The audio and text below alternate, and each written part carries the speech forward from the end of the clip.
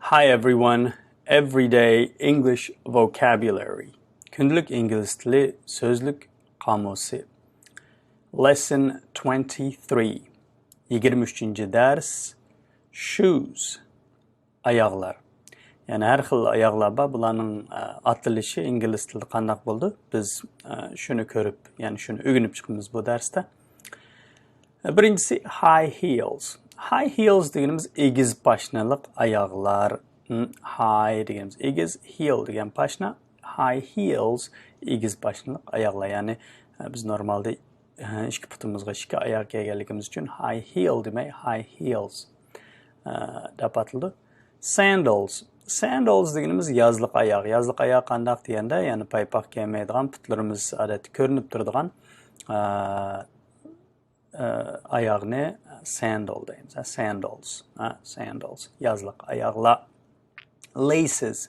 Laces dediğimiz shoelaces deyimiz. Ayağınınki şoynası yaki yipi yani çekidigan. Laces yaki shoelaces. Sneakers. Bu Amerika'da sneakers.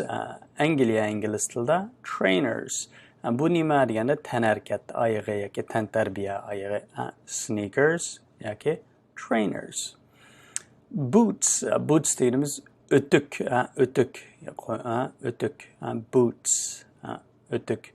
Bu ötükninki bazılarınki shoelaces yani şoynusu buluş mümkün. Bazılarınki zippers buldu. Yaki zip mi deyimiz yaki zipper.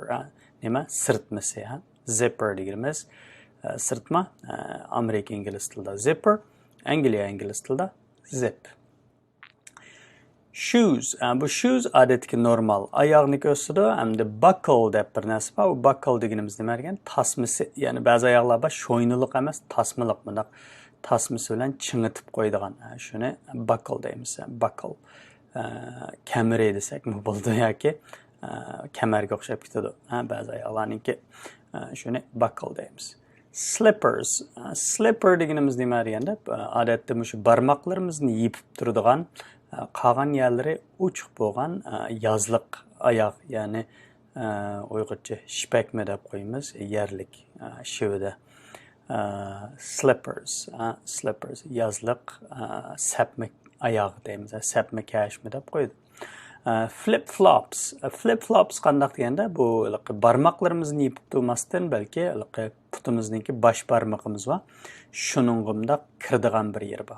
4 kichik barmoqlarimiz bir tarafda turdi, bosh barmoqimiz bilan 4 kichik barmoqimizning o'tirg'a, ya'ni eng cho'ng barmoqimiz bosh barmoqimiz bilan shuning yendagi barmoqimizning o'tirg'a kirdigan bir sho'ynisi bor. Shuningda kirgizib qo'yiblar.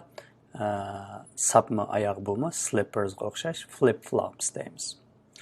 Sevimli arkadaşlar, bugünkü yani lesson 23 shoes 23. ders oyoqlar mana bu yerda oxirlashdi. Yani oyoqlarniki har xil o'xshamaydigan atalg'ularni, ya'ni o'xshamaydigan oyoqlarniki ingliz ismini mushu darsda o'rgangan bo'ldik. Kelarki dars kichilik omon bo'linglar. See you next time. Kelar qatim ko'rishaylik. Goodbye. Xayr xo'sh.